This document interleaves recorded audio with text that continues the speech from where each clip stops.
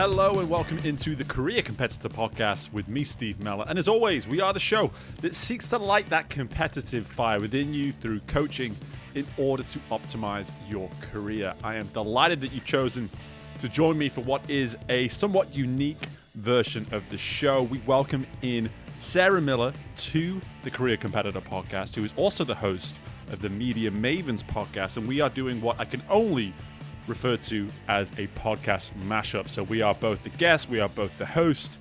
It's a slightly longer, extended version of Career Competitor than normal, but I truly encourage you to sit with us throughout because it is a fantastic episode filled with awesome content on what it means to lead, to apply intentions to the work that you do, and so much more. But before we get into mine and Sarah's discussion, let me tell you all about Career Competitor.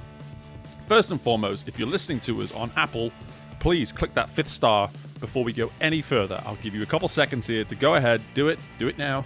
Click that 5th star. Thank you so much so that we can continue to grow the show. Feel free to leave a review.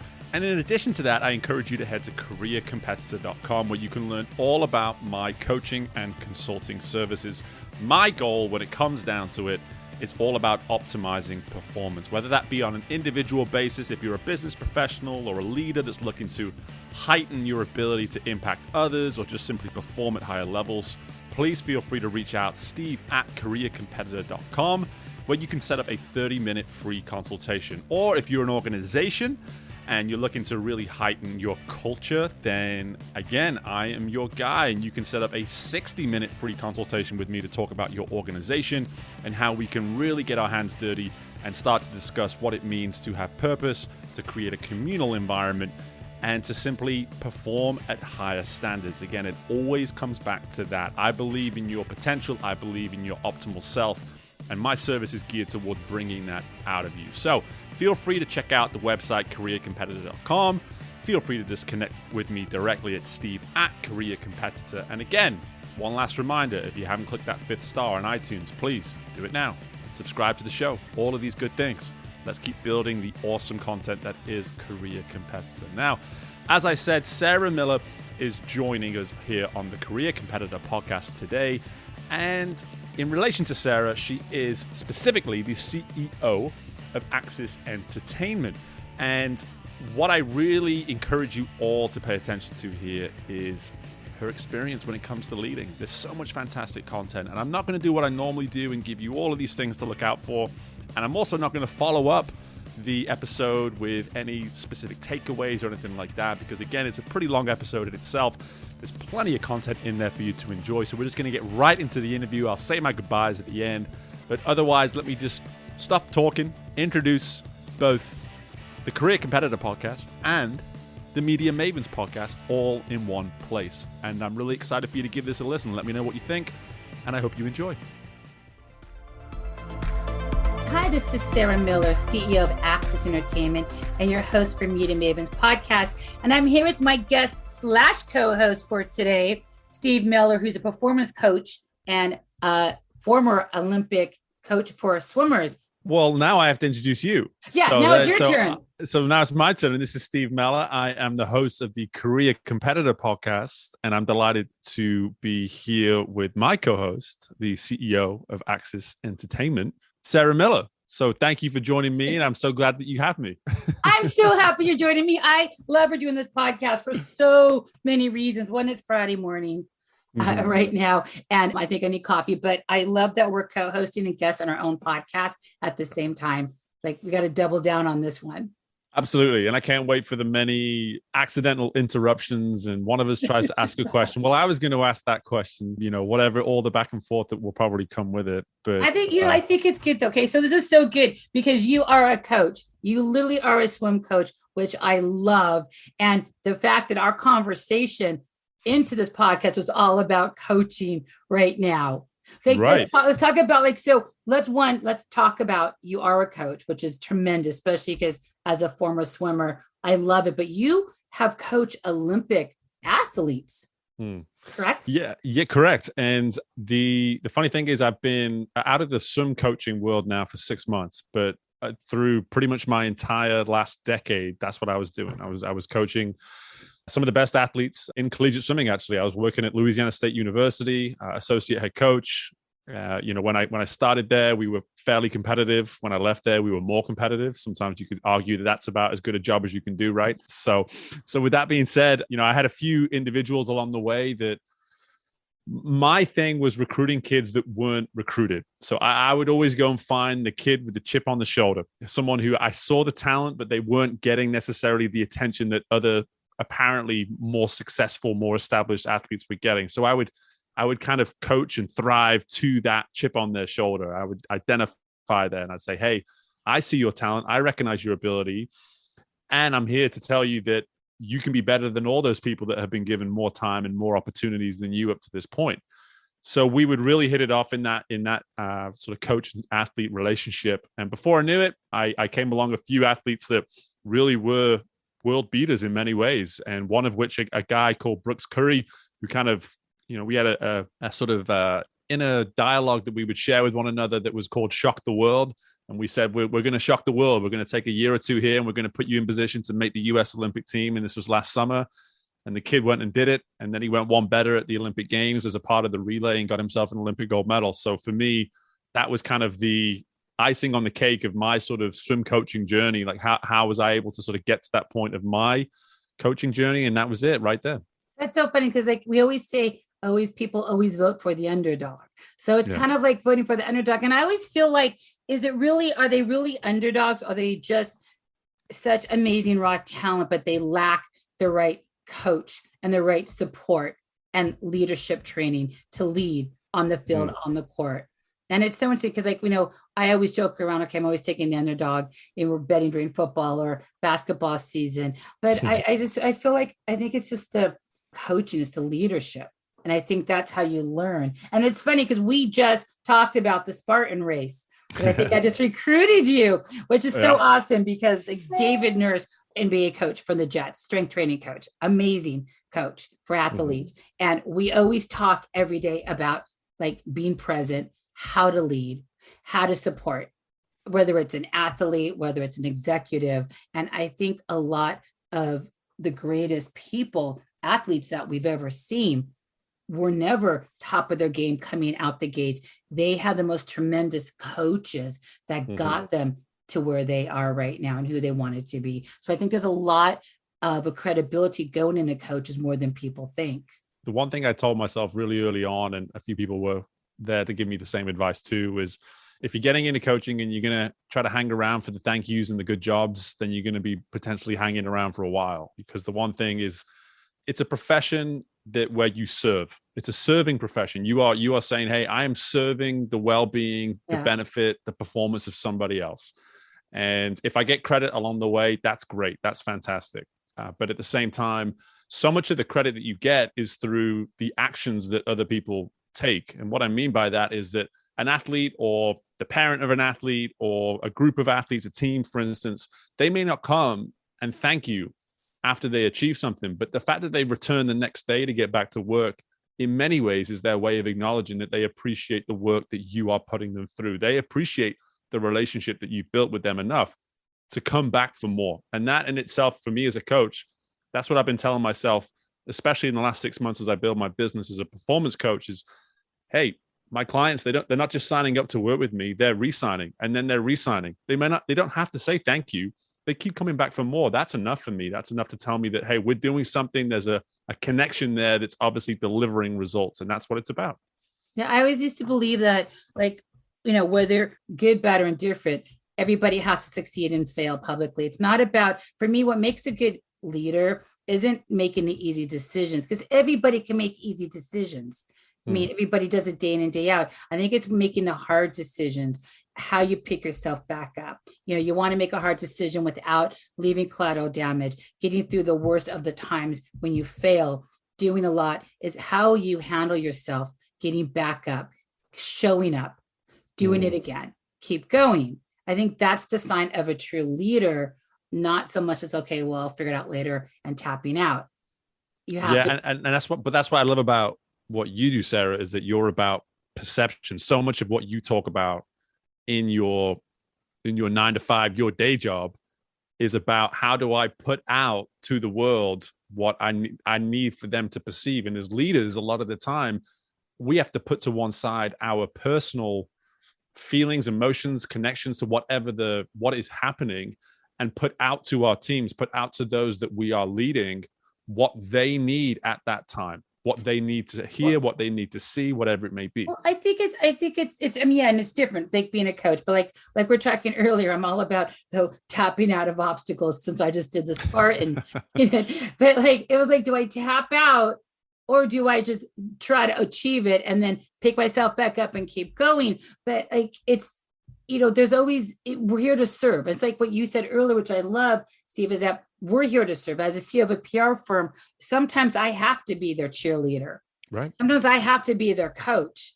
I have to pivot. I mean, is what we do. We create leaders, we define the markets and shift perceptions to get these guys where they need to be. My personal feelings aside, doesn't matter. We don't look for validation like you. We're on retainers. We get paid. The thank yous are great. But I think the serving, the end result is seeing our clients successful, seeing them like shredded out there on stage, on TEDx, their deal makings, seeing them lead, seeing them fail, and knowing they're going to pick themselves back up with the tools and skills we give them with our agency behind them to get them to that next hurdle and over it the best way possible. So I think all leaders, if you really are a true leader, you're going to shine. It's going to be evident in the people you're coaching, the people you're leading. Because I always believe in order to be a really good leader, you got to be a good team player.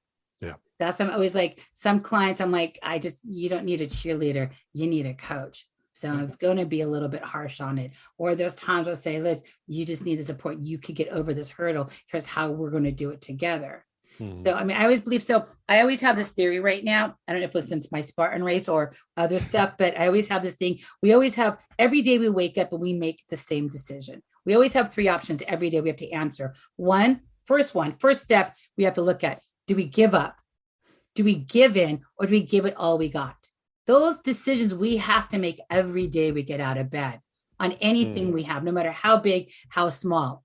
Give up, give in, or just give it all you got. And you can't give it all you got if you're mentally burnt out, physically, emotionally burnt out. And we're all guilty of letting our schedules dictate our time and our leadership. We can't do that because then the clarity isn't there. We can't see between the fray. We're so burnt out. We have to control our schedule as leaders, not let our schedule dictate how we lead, which comes into give up, give in, or give it all you got. But when you give it all you got to be there mentally, physically, emotionally. You cannot sit there and run and when you're burnt out, because then you're just giving in to appease and make things happy. That's not leadership. You have to make sure you have that balance. And we struggle with that balance. I struggle with that balance constantly all the time because I take on too much. I could do this. I will never give up. I'll never, give in. I just got to give it all I got and still have it under control. And I think when it comes to a lot of people that are driving, whether that's football teams, NBA, NFL, sports, tech, entertainment, you still all have to keep driving forward. And that's the competitive element. I mean, and that's, again, I'm glad that you're on my show right now. Because but wait, I thought you're on my show right now. Because you're just screaming competitor at me right now. And for me, that's not, I mean, I don't know if that is competitor or if that's just, in my opinion, it's competitive. I need to be as a CEO who I am as a CEO. Right. But what the point I was going to make is that for you have become you've become so used to competing. It's almost part of your norm that it's just part of how you do you. You're not having to flick a switch and say, okay, I'm getting into competitive mode now. There's a standard that you do things to. There's a standard that you show up. There's a standard where you give all you got. And because that is who you are, that's your DNA at this point, that makes you a competitor in a way that it's almost automatic, whether it's you're representing someone as a competitor of them or you're being a competitor within in terms of yourself, that person looking back at you in the mirror when you wake up in the morning. Because a lot of the time, those conversations, what you're talking about here, you get up in the morning, that first conversation is usually your mouth's not even moving. You're looking at yourself in the mirror and the conversation is taking place inside of your head, and you're just looking at you and you're talking, and there's this thought process going through, like, what's today going to be? What am I going to make of this day? What have I got coming up? How hard is it going to be? Oh my God, I do that before I go to bed every night, not just in the morning. There you go. Sit there, and I sometimes like, holy shit, I forgot something. I'll go back, turn my phone on, look at it again, look at my schedule, like 1, 2 a.m. They're like, okay, I know what I need to do and I got this. I mean, I'm not that person like a lot of people who sleeps with their phone on 24/7. When I go to bed, my phone is off. I mean, I'm guilty at, if I can't sleep, I'm like, somebody's in my head, turning my phone back on quickly to send an email at 2 a.m., which is stupid, I know. But I feel like, is it really competitive? I don't know. Maybe you're right. But I feel like we all have challenges. We all have shit in life. We all have our obstacles and hurdles. And I feel like with some of the ones that I've been through, everybody kind of makes these comments where, oh my God, you got through this. We can't believe this, da, da, da. But then I'm like, what choice did I have? Did I have a choice to give up, curl up in a ball, just give in? Like, I feel like sometimes the only option is give it all you got, fight through, because I don't, in my head, like, see any other option. It's not even an option. I can't even think beyond fight and get through, keep fighting, like that click.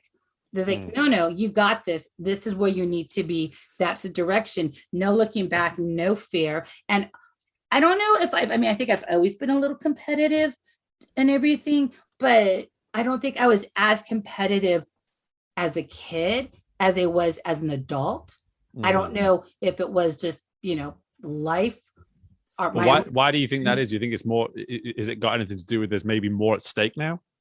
I think it's more at stake. My reputation, my agency. I mean, we're one of the top PR firms out there. We've done tremendous work publicly. We've learned to land jumbo jets on driveways through some of our big sports and entertainment clients. Right. We ran with AG, Kings. We've done stuff with the Giants, Diamondbacks. I mean, we have learned the worst way possible to jump in and land a jumbo jet on a driveway in less than 30 days on monster global events that no other PR firm is able to do.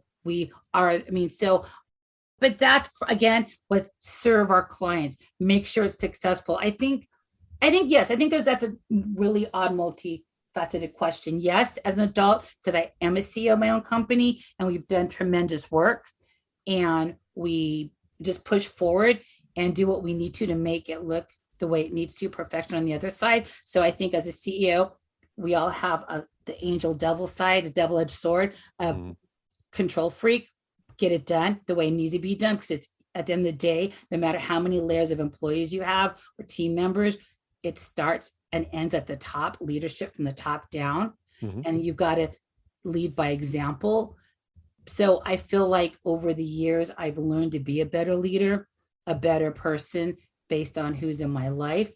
I think it's just a lot of that. And then my own journey of about in the past 6-7 years, that's now over, of fighting through 5 brain surgeries, remove a brain tumor that kept putting me down. So when I got back up on my feet, I didn't see any other way but to fight and get through it.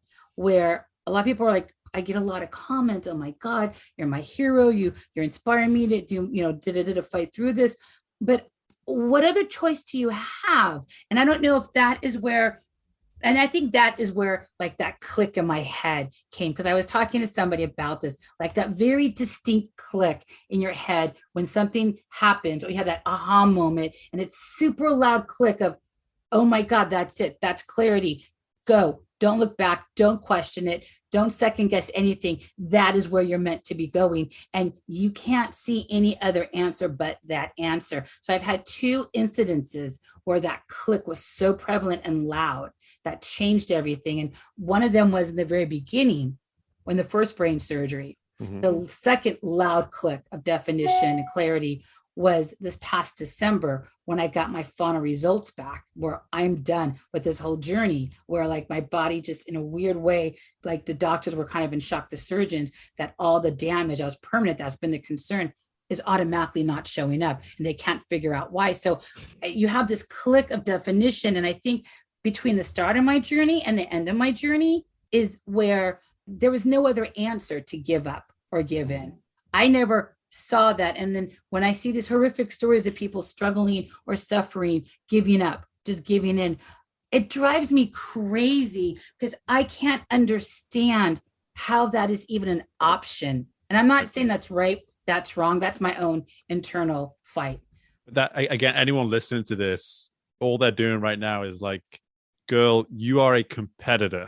That's all. Everyone's hearing this story, and it's just like, all you're doing is confirming that Steve called you a competitor. That's all you're doing. Though, because life is not okay. Life is a competition, but living, breathing. So that's my point. That's my point here. Is that so much of what you're saying here is like, you don't see yourself as a competitor, but your mindset, your approach to things is what makes you competitive. It makes you competitive within your field. It makes you competitive in life. It allows you to look at life and say, hey, I'm going to beat you. It doesn't matter how many brain tumors you throw at me, how many brain surgeries you throw at me. I'm going to take you on. I see you, I hear you, and I'm going to take you on. And that for me, it's like, I embrace that, what you're saying here about, okay, I don't feel like the competitor. That's fine. I think it's completely understandable that you will feel that way.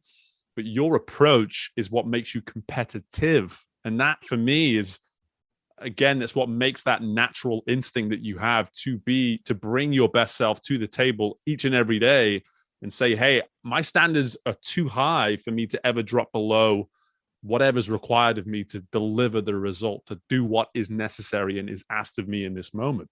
I think that's because everybody I've talked to, anybody who does, like, who knows a Spartan, all looked at me like, what the hell is wrong with you and why?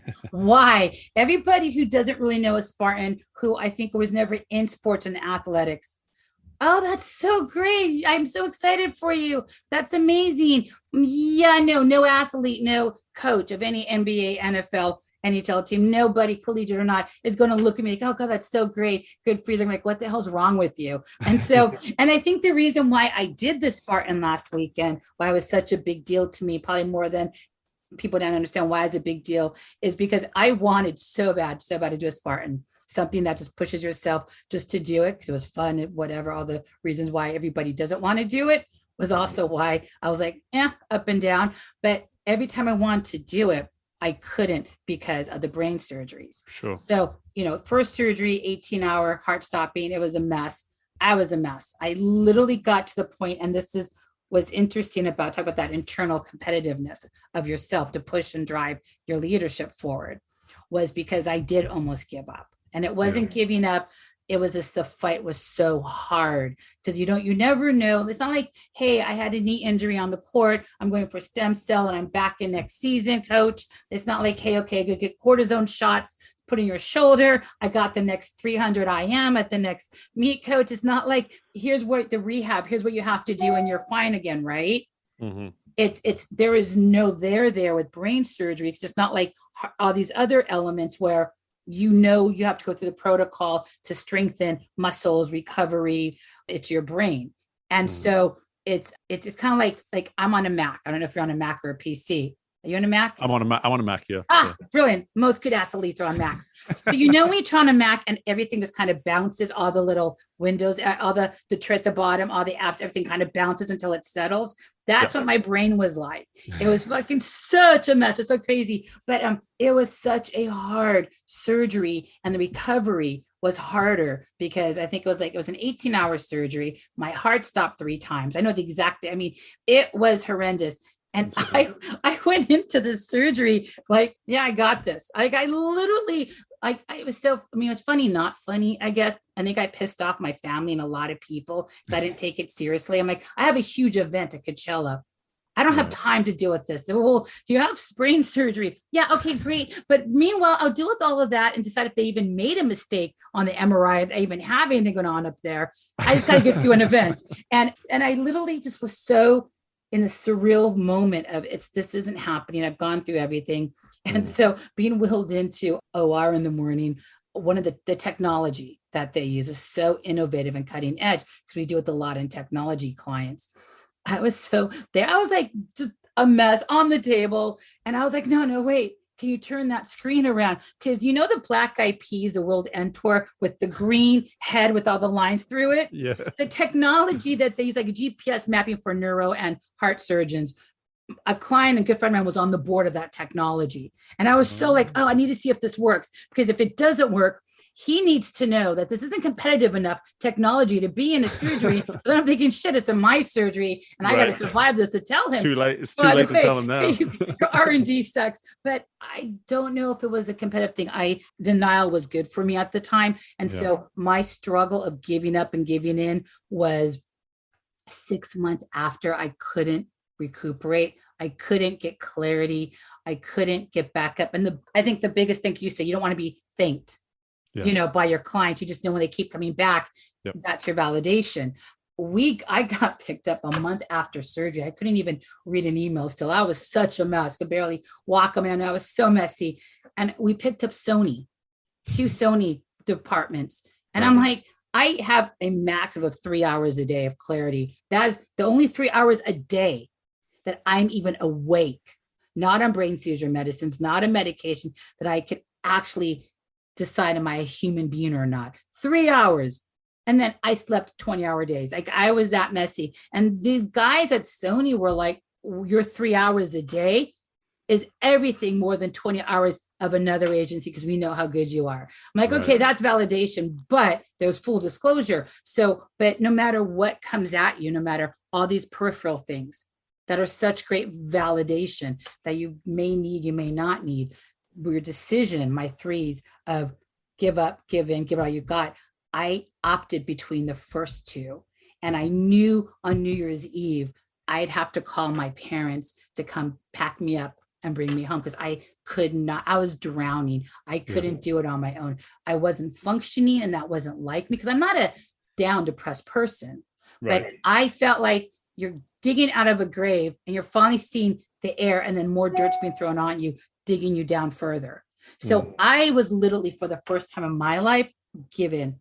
Yeah, you were right there. Call the parents, call the family, come get me. I need to come home. I can't do this. Well, here's, if you don't mind me saying, like, the interesting part of this, though, is that we could probably make an entire season of going back and forth arguing whether or not you're a competitor. But well, it's not just but what I wanted to say is that we can argue that, but the one thing that is so apparent is that at all times you were constantly looking at how you can lead. Like, you were conscious of, how am I able to be perceived by others as someone who's still got, despite all of these reasons that I could just lay down right now and give up, how do I give off this perception to everyone in my world that none of this shit's going to beat me, none of this is going to take me down, and that I can still even perform in a way where new things develop. I'm still able to go and get something like a Sony, because I'm continuing to say, okay, if I only have 3 hours of my optimal self, even if it's not even your optimal self, whatever version of yourself, the perception has to be, I'm still going to deliver a version of myself to the people that see me each and every day, communicate, interact with me every day, that know, hey, everything's good, we're good, and that, in fact, we're going to go on and achieve just as great of things, if not even better. But that's a perception. That's perception's reality. And I think a lot of people, that's a whole different conversation. The click, the loud click I talked about, that you have that aha moment, I've got this, don't give up, was on New Year's Eve when I called my parents. But that, and again, like for me, that's an act, that vulnerability, that's an act of leadership. That's one of the most sought after, very difficult to find leadership qualities out there today, is someone who can actually say, when things truly do get to the point where I'm like, I can't handle this anymore, that you put your hands up and say, hey, I need help. Yeah, but I think sometimes that's where it comes to a really good coach, whether it's a family, boyfriend, girlfriend, husband, it doesn't matter who it is. That's where you need to have good coaches, because I'm always about the little things, right? Random acts of kindness. It's easier for us to avoid, for some of us, I think, on leadership roles, to just bury our own things and push out to help other people. But my click, like, the small things make the biggest impact. And I always tell people, always leave somebody better when you walked away than when you walked up, whether it's 20-minute lunch, coffee, always leave them better, right? Because the small things that we do, that we take for granted every day we do tons of stuff. We just ignore the small stuff, because it's just small, I got bigger stuff. But those small things returning a phone call, returning an email, a text. Hey, I'm swamped, but I want to show the respect to get back to you. I'm busy. Let's, sort this out, make a big impact. And my click was looking at my calendar for the following year and realizing for the first time, no MRIs, no surgeries, none of this. I just had the biggest hurdle and fight of my life because I should have died through that surgery. And when I was talking to my mom, I had that click. I'm okay. Like I did Runyon Canyon on a hike. I looked at my calendar. It was quiet. New Year's Eve, because I felt New Year's Eve holidays mean nothing. My New Year's Eve is my surgery date. The day I knew I survived, I woke up. New day. Every day is a new day to your year. It doesn't mean just because it's January 1st, go be an asshole, get drunk. And then I'm going to do my diet, my fitness, be better, be a better leader. Every day is the first day of the rest of your life. So my New Year's Eve shift was the day I woke up was my New Year's Day. And I did that click. Oh my God, I've got this. So don't give up. Don't give in. Give it all you got. And that click, that loud click in my head, when I talked to my mom, was like, no, I don't need to come home. I think I've got this. And then I got it until the next surgery. And then I wanted to do a Spartan, going back full circle. And now you have another surgery. Okay, then you have another surgery. Then you have radiation. Now you have 3 more surgeries to fix it. I mean, it was so much going on that I realized I don't have an option A or an option B. My option C is always the way I have to fight and live and lead, which is give it all you got. And so for the first time, my second huge click, you got this, no fear, no looking back, was this past December when I went back to the neurosurgeon for MRIs every year, optic neuro, and they were just like, kind of like retest. I'm not going to retest. This is a whole day at the hospital. It's making me crazy. They're like, because they couldn't figure out if they had a bad read and the MRI was wrong, because all the permanent damage was gone. And I was in that 6% club where 90, and I think I have this right, 94% of all brain tumors that are not cancer are not operable. I was in the 6% survival, but when it became non-operable, it shifted. So I was told in December, you're good, go live your life. Your damage has this, we can't figure out why or how. And that click when I walked out was so loud in my head, no fear, keep going.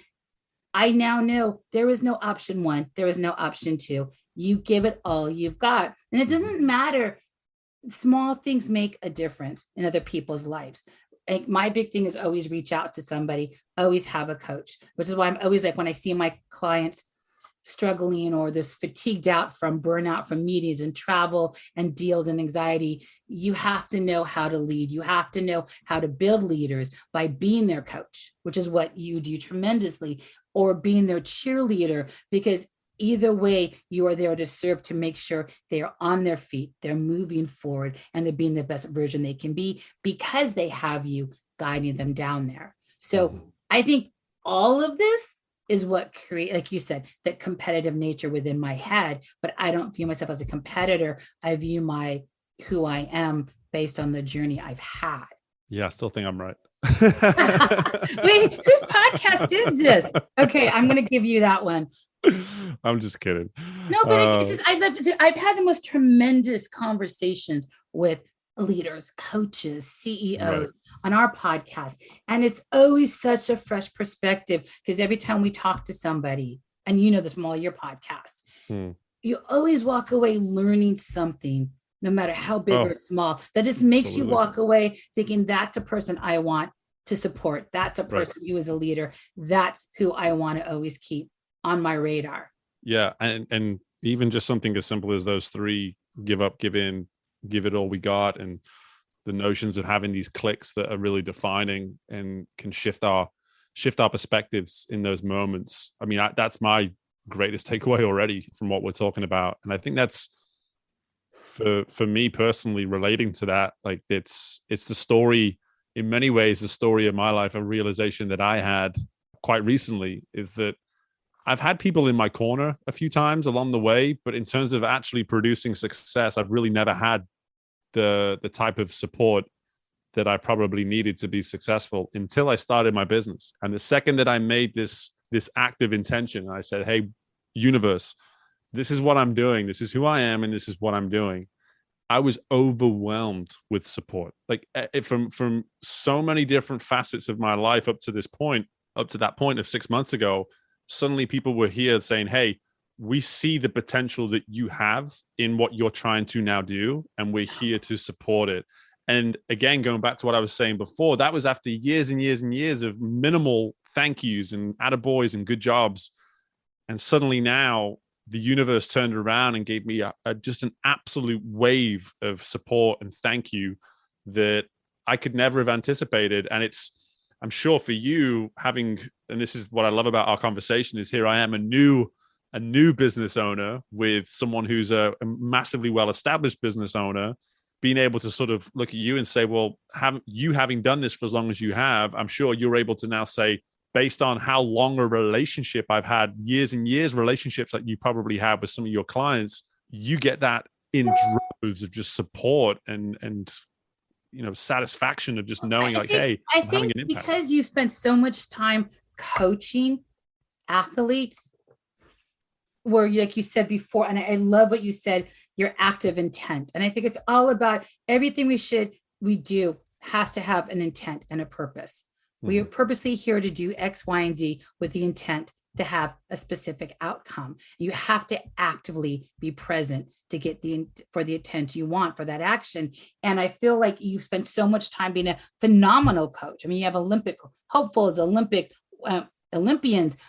You had everything it took to be a tremendous coach for yourself, but you were so busy giving it to everybody else. You're now on the other side where you already had the skill set to be a leader, to be successful. You just put everything into other people. We always call it the bucket illusion, where you have a bucket and it's filled with everything. Your bucket's overflowing. When your bucket overflows, you take that overflow to give to other people because you want to share the overflow in the bucket with others. You already have all of it there, but that's how you do it. When your bucket is depleted, you're emotionally, mentally, physically depleted and drained, you're no good to anybody else because you're no good to yourself because your bucket's empty.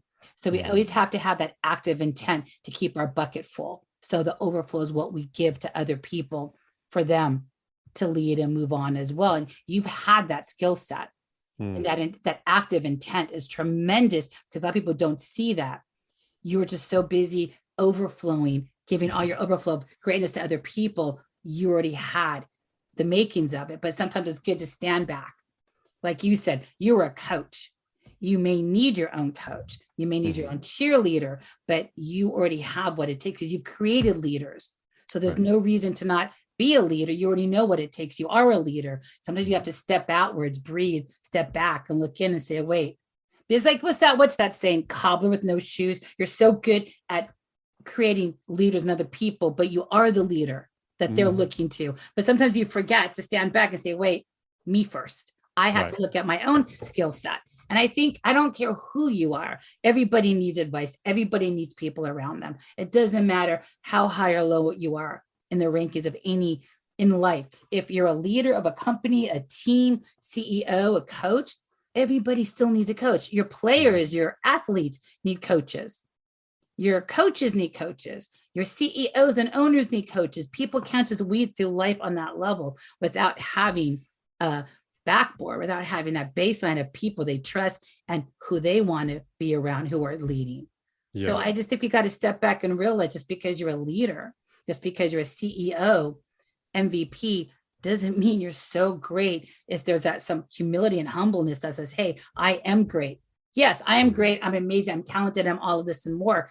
But I also am a better person because I want to be better because I have people around me that make me want to be better because I know they're in my corner.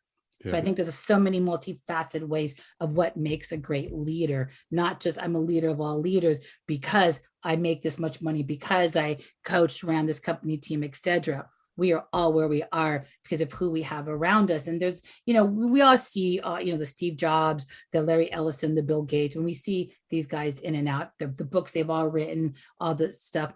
Every great leader has all admitted, I am the person, I am the man, I am the CEO, the leader I am, not because I know what I'm doing, because I was smart enough to have people around me, smarter than me, that pushed me to grow, to get me where I needed to be. And they've all said this publicly in books they've written. Yeah. And that to me, regardless of the public perception, they're an asshole, they're this or that, doesn't matter the facade, the perceptions, reality. They have all come out and they've said, we are who we are because of who we brought in around us. We were giving credit to Bill Gates gave it to Wagner Edstrom, his PR firm, 15, 20 years. I think they're still his PR firm. He's forever like eternity to these guys. He gives who he is because of his PR person. Ellison gives credit to his team around him, his corporate team. The smartest thing he did was bring in people that around him that kept him up. Steve Jobs didn't need publicity. He needed to tell his story, to change the narrative, to make Mac a leader. It was a team he brought in around him. We have to step back and realize it's not an ego. I'm not so great because I'm so great because I'm Sarah Miller, CEO of Access Entertainment, and what we've done. I have a tremendous amount of people I've had to rely on, good, bad, and indifferent through the years to make me grow and get me where I'm at today. And again, it goes beyond Access as well. It's everything in your life. And the way you were explaining before about when guests come on your podcast and you learn from them, I actually get that obviously with my podcast, but at the same time, I also get it with my own clients. Like as I work through stuff that my clients bring to me, I find myself mentoring, educating, influence them in certain ways. And suddenly new ideas, new theories, new notions come to the surface, and I present things in certain ways. And because of what they brought to me, I was able to bring something to them that actually elevates me in terms of my knowledge, my wisdom, my approach to coaching. And just based on what you're talking about, something I recently actually came up with was this idea of this circle of empathy, that we have to live as a part of that circle. Like when we go around and as leaders, we're so giving, we're so serving, it's great. But as you go around that circle and you see all these people that are a part of your circle that you're giving and serving every single day, at some point that circle has to come back to you. At some point you have to become the focus, whether it's once a week, once a month. I personally believe it should be at least once a day. Like you have to focus on you and be empathetic and understanding and say, hey, give yourself a break once in a while. And it's a really hard thing to do. But a big part of that too is being able to say, hey, if I'm giving myself a break and I'm prioritizing me for a little bit, then as a leader, how do I empower those that I oversee in ways where they take ownership, where they feel like they can somehow resolve whatever it is that I'm maybe stepping away from for a little while. And that's a massive part of leadership too. Well, I think it's also, it's about, like you said, you learn from your clients, people every day. We learn from our clients every day. We always take takeaways. I have this one client that I didn't even know what the metaverse NFTs, the most amazing person who knows this space so well. I'm in awe every time I listen to him speak. I really am. It's amazing, the passion, the compassion that goes into defining our future of Web3. But I also look at certain clients over the years, not to anybody current, to where I look at the bad and the worst part of them as people, as humans, as how they're running their company. Like, what the hell are you doing? And I realize as well, as we take away the good, we take away the bad and say, wow, now I know what I don't want in a client. Now I know what I don't want in a relationship. Now I know I'm better than that. I deserved the, benefit of a conversation. There's so many levels that goes into it. You got to walk away and realize this is also an area that I don't want to deal with. This is not a good space. It's toxic, or, you deserve more than that. So you got to, I look at everything, and I'm not saying one thing is bad or good, but sometimes you say, wow, you owed me the dignity of a conversation, the clarity, not just how you handle it. Okay. So now I know next time, can I be better in my communications? Can I be better in my treatment of others or actions, or how my relationship goes, to either avoid that landmine or to make sure that doesn't happen again, or be more clear in my intent and purpose. So we have to take the good and we take the bad through all of this, and everything. So I think you just gotta have a really good perspective of your environment, who you're around, your empathy, your sympathy, and where you belong. You've just got to be so self-aware. And I think we lack that self-awareness. So, my thing is, like, I'm always trying to read as much as I can, but it's so hard being in PR when I have newsletters and client. I'm so read out right now that the fact that if you can figure out the secret to finding, I don't know, a 25th or a 26th hour in the day, let me know. Because I'm working on it. I really need it. I want to do more reading too. And I've got a pile of books. I got this pile of books behind me right here, and I've only read the bottom shelf for the ones I haven't read. So I posted on LinkedIn my top favorite reads right now. Oh yeah. Okay, for leadership. One of them is David Nurse. He had Pivot and Go. He has 2 books out, and he's the most tremendous. I mean, David's a good friend of mine. He's one of my coaches for business as well. And, he's amazing. And then his book is amazing, Pivot and Go. The other book that is tremendous is Scott O'Neill, who is a former CEO of the Sixers. He wrote Be Where Your Feet Are. He's all about intent, purpose and intent, and staying grounded. It's a tremendous book. It is real. And I know these guys personally. They're both good friends. So it gives me such a different insight and perspective of who they are, why I'm good friends, my respect, why I feel the way I feel about them in my life, because they really did a tremendous job with those books. There's, everybody knows Jay Shetty and his book and everything. Another book is by Mark, and I'm going to screw this up, Panopoulos. He is Leadership Through Crisis. He's big former CIA guy. Because when you think about it, you are making split, smart decisions, non-emotional, without leaving collateral damage to other people, because you should never, some things are out of our control, and we get that, but there's a lot of decisions we make being selfish, being assholes, and we just leave collateral damage. We need to understand, if I'm going to make a decision, I need to make sure that other person doesn't feel like collateral damage, and I need to suck it up and own my leadership, good, better, and different. The humility, the humbleness that I'm sorry, you are tremendous, you're amazing, you're talented, you are everything, you're not collateral damage. I made a decision for me that left collateral damage, and it doesn't reflect on you. That's where you have to own your leadership. These books that are my top 5. I think, Alicia Doyle, first woman 2 times Golden Globe winner, boxer. She won the championships. She went through a lot of abuse, went through hell and back her own journey, but ended up using sports and to clear out and turn herself around. First woman Golden Globe boxing champion, 2-time Golden Globe winner. Amazing. So, and then Allison Levine's book, she's the first woman-led expedition up Mount Everest. Failed the first time. Giving in and giving up were not options for Allison. I've known Allison since we were in 8th grade. She's amazing. Wow. She did the North Pole, South Pole. She led the hardest expedition up Mount Everest. Everybody was safe. Nobody, it's just a lot of people don't make it back down from Everest and stuff. All of these people I've mentioned all are tremendous leaders. The people I have the utmost respect, I'm in awe of every time I talk to them or see them, because I always walk away feeling better. I always realize they are there with a purpose and an intent to be wherever they are at that moment. And these are the only books I've actually read in 9 months, because I just cannot seem to get through. That's a good amount of books in 9 months. There's nothing wrong with 6 books in 9 months. In my defense, I'm about 2 or 3 chapters unread in every single book. I've only finished 2 books. Scott O'Neill's book is the only book I finished, and David Nurse's book. I am halfway, quarter through all the other ones, and I haven't started Mark's book on Crisis Through Leadership, CIA book. And that is a tremendous book. But I think knowledge is power. Yeah, and even though people think, hey, there's so much shit going on in my life, just focus on the big stuff right now. All the small things that we ignore is what we need to power the success of the big things. So that's where we've got to step back and understand. You've got to be focused. You've got to be where your feet are. You've got to have an intent and be focused of what you're doing, because the small things to me make the biggest impact.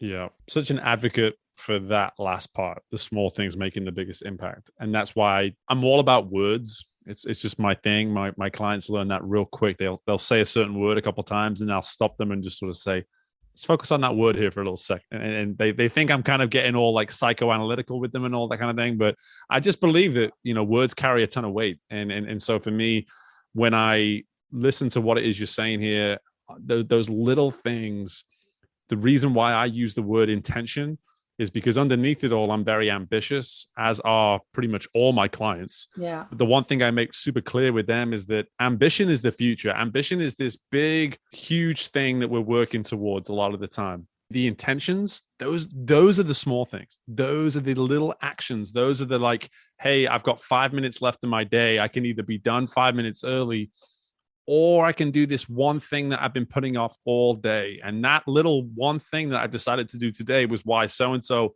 answered an email a day or two earlier, and why this opportunity that we now have as a business is available to us, because I decided not to dial it in with 5 minutes left of the day and to actually capitalize on what time I had left. And it's just tiny, tiny little acts of intention like that.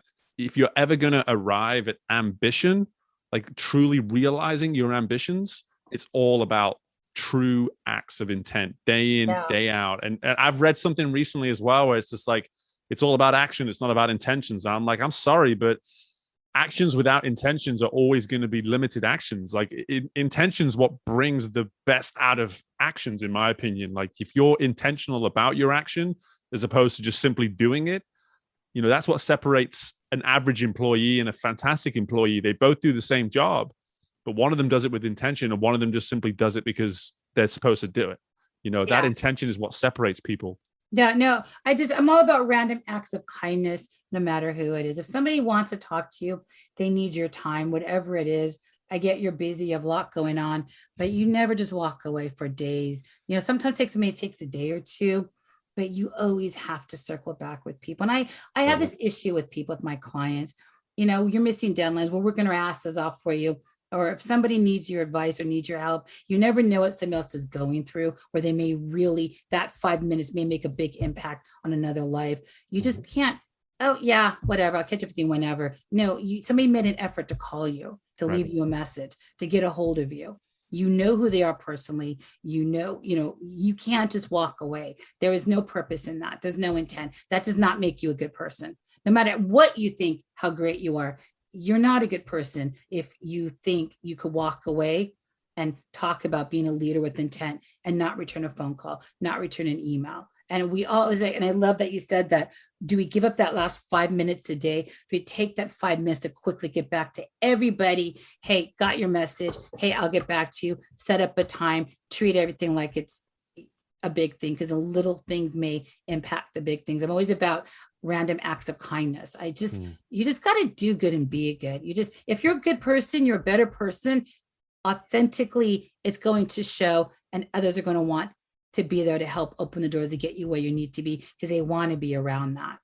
And I just don't see any reason to not be that person to others. I don't know if it's just I have high expectations of other people, if that's not realistic, because there's life, shit happens, people have reasons, they get busy. I don't know, but I'm always into don't be that person.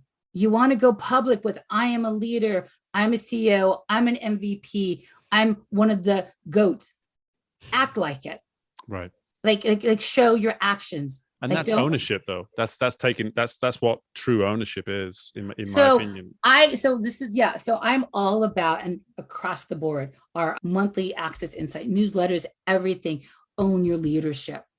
With me, my hashtag across, I think, all my social, besides teamwork makes the dream work, own your leadership. I'm all about that. How about it? You have to own your leadership. Oh my God, all my hashtags are teamwork makes the dream work. And it's leadership top down. Own your leadership. If you cannot own your leadership, you don't deserve to be leading. You don't deserve to be saying you're a leader. Own your leadership. Good, bad, and different. Step up, suck it up, authentically be there, present, but own your leadership. That is my biggest advice to anybody. And well, on that theme of advice, and I'm one of these people that rarely actually just dishes out advice. I'm here if anybody ever wants it, but I'm not one to just sort of dish it out. But just based on what we're talking about here, like I actually have my core values as a person right next to me every single day here in my office. So I wrote these right there probably a week after I started my business. I bought a whiteboard, which I realized within a week was too small a whiteboard, but I kept it anyway. And on it is just my core values. And one of them is thoroughness, actively listen, always ask for clarity. Like, and just something as simple as that. It's like, hey, I'm here. I'm talking to you. We're conversing right now. Exactly. But I can either be on the call with you, truly be present with you, or I can just be saying, yes, yeah, whatever. And just sort of getting through the call and checking it off on my day. And that thoroughness, that willingness to say, hey, I'm going to actively listen to you. I'm going to be attentive to you. I'm going to make time for you. And then I'm also going to be here to be supportive. And if I need to clarify anything with you to make your day better, to make anything that you've got going on easier, I'm here for it. And so it's huge. And something as simple as core values, like I think we all believe we just have them and we know them, but writing them down and having them somewhere you see every day, you'll be amazed the impact that can actually have on what you do. It's everything we do day in and day out right now, which I absolutely love. We all need those core values. I always like mine are just, everybody has their cores. I don't write mine down. I talk about mine every day as much as I can. That's one way of doing it too. I'm owning my leadership. Right. Oh my God. We are so running out of time. And I loved having you on the show, being on your show. I love that we doubled down on this one. Me too. And you know what's funny is that I'm not sure whether we actually asked a single question the entire time. I think we just spoke back and forth. So we both just played the guest and there wasn't a host at any time. So that works. Or this is like, we're going to be a part 2 version to actually get through a QA podcast. But I loved having you on my show, being on yours. I don't know how we doubled down on this. I don't know. The audience will have to tell us, like based on what they heard, who was the guest and who was the host. We'll leave it to them. It's exactly. But I'm super excited. You're now going to run with us the next Spartan race. I know.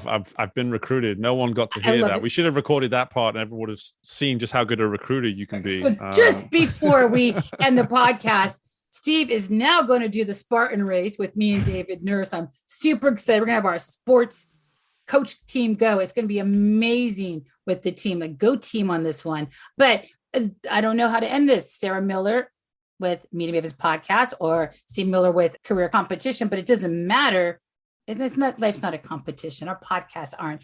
I always believe there's power in numbers versus 100%. Solo. You're extraordinary together versus ordinary on your own. So this is an extraordinary podcast. Oh, 100%. If there's a good way to finish it, I think we just found it. So extraordinary experience for certainly for myself and hopefully for everyone listening. So I appreciate it, Sarah. Me too. So I look forward to our part 2 leadership dual podcast. Oh, it's coming. I think I feel an idea brewing on that one. But until then, Steve, was so good talking to you on both our shows. And everybody, see you all next week on both shows. Thanks, everyone. I appreciate you guys giving this unique, much more extended version of the Career Competitor Podcast a listen. Again, like I said at the outset, let me know what you think. Leave a 5-star rating for me. Because both myself and Sarah are completely worth it, let's be honest. So with all that being said, guys, listen, best of luck with everything you've got going on. Make sure you're following up with what's coming because we got so much stuff coming your way on this show. It's going to be truly impactful, inspiring, encouraging, purposeful, intentional. I'm just going to keep going with so many different words I could do, but I'm going to stop and I'm going to let you go because we're almost at the hour mark for crying out loud. So I can't keep you any longer. Thank you so much for tuning in to this episode of the Career Competitor Podcast. And I look forward to doing it all again with you all very soon. Bye for now.